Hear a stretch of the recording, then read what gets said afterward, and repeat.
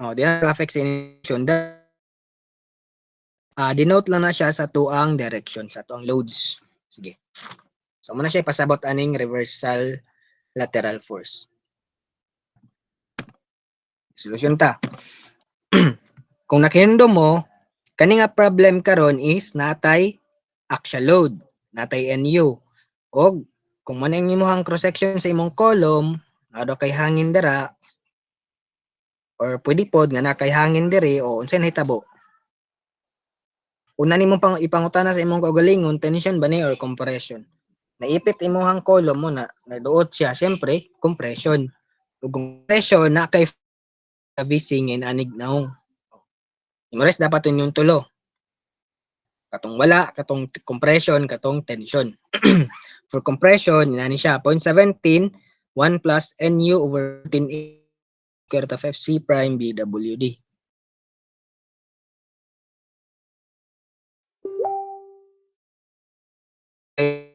For me,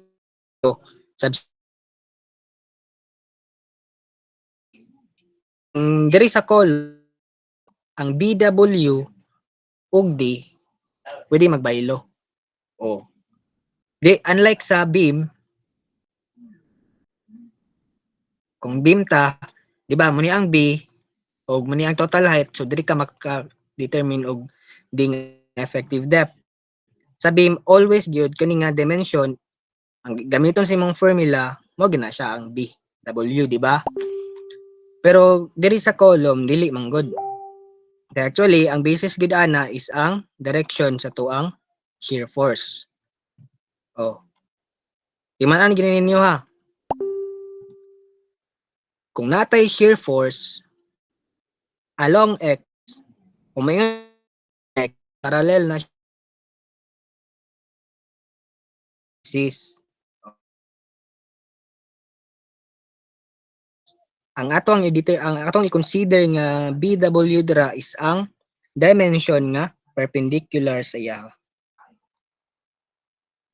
Tro na ko. Ang atoang shear force niagi sa x-axis, painaani siya pa horizontal, ang atoang BW nga gamiton is ang gatindog. Dapat perpendicular sa shear force ang atoang BW. So ang other dimension, siyempre, dire ka magkuha og effective depth. Di ba? Ana na siya. Kung inani pod, ang imuhang shear force is along Y, inani siya, parallel siya sa Y. Siyempre, ang imong gamiton nga BW is ang perpendicular sa iya, which is along X. So, kana. Dapat klaro na ha. When ani siya, BW, ang imong isa ka dimension, siyempre, di ka magkuha og D. Kana. Basta, turon ako. Inyong timanan, ang BW is dapat perpendicular sa shear force. Unsa pa atong makita diri? Ang number of stirrups. Ang number of legs sa ties. Ties na dili stirrups, ties kay column ni siya. Kung inani, ang imong shear force along X, syempre, unsa may mag-react ana niya? Di ba kani? Iduot na nimo dira, ang mag-react nimo in shear is ang parallel sa iya. Kung inani pod imong shear force, ang mag-react nga ties is kanipong parallel sa iya. So inyong timanan, utro na pod nako. Ang BW dapat perpendicular sa shear force. Ang number of legs sa imong ties or stirrups, depende kung column or beam, dapat parallel sa shear force. So na siya. So sa pagkakaroon, kabalo na tang ang atuang direction sa atong lateral force, which is ang katong wind load. Inani along X, di ba? Kay yung positive X direction. So sa ato pa ang atuang BDI kaning 400 perpendicular nga dimension sa iya. So substitute ta, NU na to given man na nara 1320, pero dapat unsa to naka newtons. And then ang AG gross area 400 by 600, naka mm squared na dapat siya. Lambda is 1 Assume normal width concrete kay wala man gi-specify. FC prime is 28. Nara ang BW nga atong gamiton 400 perpendicular sa shear force. And then effective depth 532 giun sa mana. Siyempre, diri ka magwa. 600 minus clear concrete cover nga 40 minus 12 mm nga ties minus half sa imong bar para maabot ka sa centroid 32/2. Effective depth 532. Kung ma-determine lang nimo ang BW ug D1 na, matik na. VC nimo 266.628 kilonewtons. Mo na answer sa letter A. For letter B, concrete nominal shear strength gyapon, this time for the negative x direction of wind load. Kung paana na sa daw. Di ba, kung nanang ato ang shear force, ang gamito na ato nga BW, isang perpendicular siya sa iyaha which is 400 lang gyapon. Same formula. Pero ang nausab lang ang NU. For wind load to the negative x, NU nimo 450. So, 450 multiply mo mag 1,000 para may mong newtons. And then BW 400, effective depth 532, nothing. VC is 217.063 kilonewtons. So, ana lang. May questions diri nga part?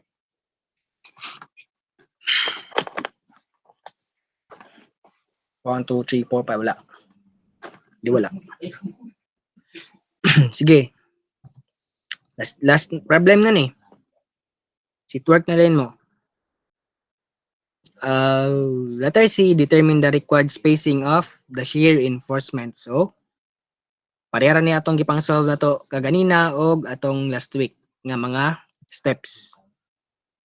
So, una, shear provided by, di ba, solve tag VC ag tanang liyang limiting values. So, VC na to, nakasolve na ta, duha pa ganito kabuok. Ang pangutana karon, duha man siya kabuok, isa sahon lugar. Langan. Pili lang tag isa. Di ba, kung mag-design ta, adto ta sa pinaka-critical nga situation or kanang worst case scenario kibali ba? Dayon, mamili ka diri. Unsa mo pagpili? Unsa imong basis sa pagpili? Mamili ka og critical nga condition. This VC is the shear for concrete, shear strength sa concrete. Di ba? Mas critical siya, mas critical ang ato ang section kung ang ato ang concrete is weak. Ano yung timanan? Critical ato ang section kung weak ang ato ang concrete. Sa ato pa, critical di ay kung mas gamay ang iyahang VC. Mas gamay nga VC, idi ka ni 217.063 ang ato ang gamiton. Manan ninyo ha. Diba? And then, solve tag VS. Ni-skip na ko katong step na to nga VU, ibangga na to sa VVC. Nga naman, tanaway mong VU, 370. Ang imong VC, 217 ra. Mas mugamay pa na siya kung magkuha pa kag 75% ana para may imong VVC. So, sa ato pa, common sense, need kita mag-provide og, sorry, dinis tiraps, naanad ko sa beam, no? Bisag ako kakaanad na. Ties na siya. Para lang formal. Nice. Shear to be provided by ties. Solve kag VS. Formula, same ra gyapon. V over V minus VC. VU nimo 370. Again, kaning positive, negative, wala na siya ilabot sa imong solution unless kung naka-tension na siya, kay mag-negative ka ani.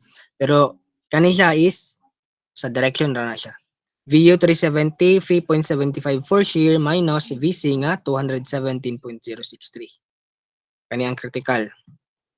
Sa ato pa, na kay VS nga 276.270 kilonewtons. And then, kanida ay, solve na lang pod nako ang limiting values. Nam ko'y VC, na-determine ako kani akong gamiton.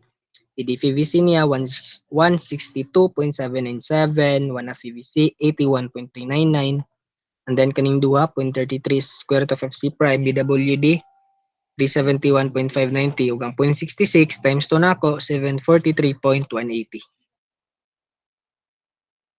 Oh. After that, kung na kay VS, solve kag spacing. Spacing nimo AV FYTD over VS. AV shear area pi over 4 diameter sa imong ties 12 mm.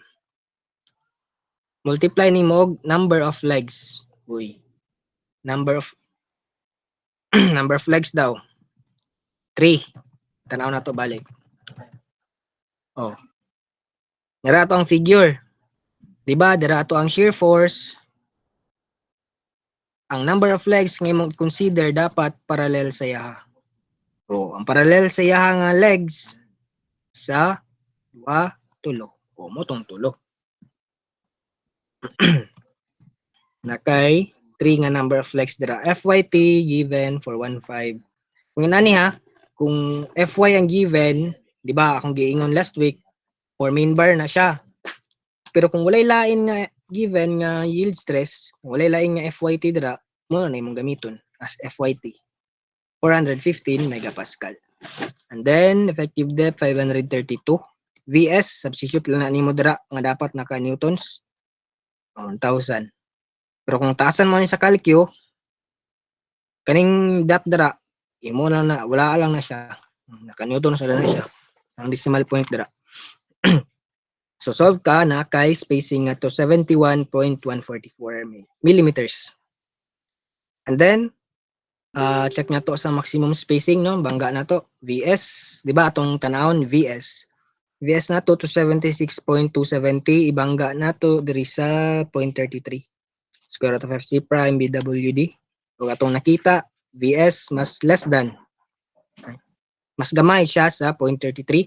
Square root of FC prime BWD sa ato pa nga to ang maximum spacing, pili ka D over 2 or 600. Solve ni mang D over 2, 532 divide 2, that is 266 millimeters. Golden rule, always choose the smallest. Sa ato pa, smallest aning tulo, spacing nimo is 266 millimeters.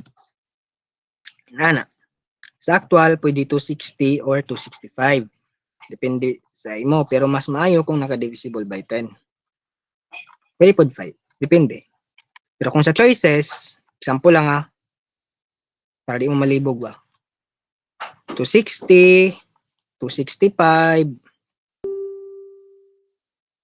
270, 275. Oh. Kasi na mo pili og 260. Oh, safe man gyapon siya. Pero kung praktikalan ta, okay ra po ding 265. Wa man siya nilapa sa 266, oh, di ba? So kung kamo ipapili ay kung inani nga ang imuhang ang mga choices, piliyon nimo syempre 265. Pinakaduol nga pinakagamay nga whole number divisible by 10 or divisible by 5. So kana lang. Mura na ang topic karon man. Mabora kay ba? Nay question ani?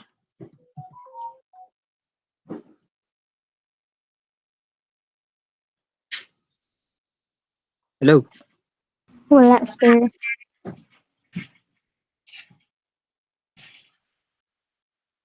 Sige.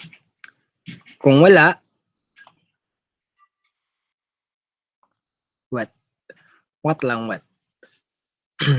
Total engineer.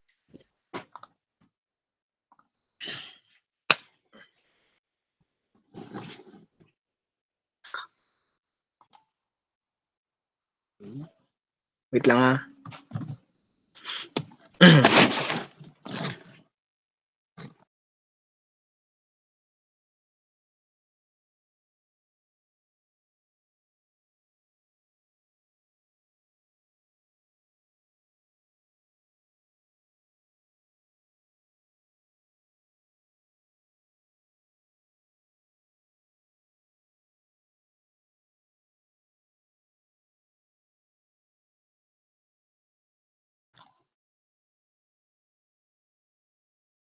Sige, kung wala na question, na ako i-send diri sa chatbox.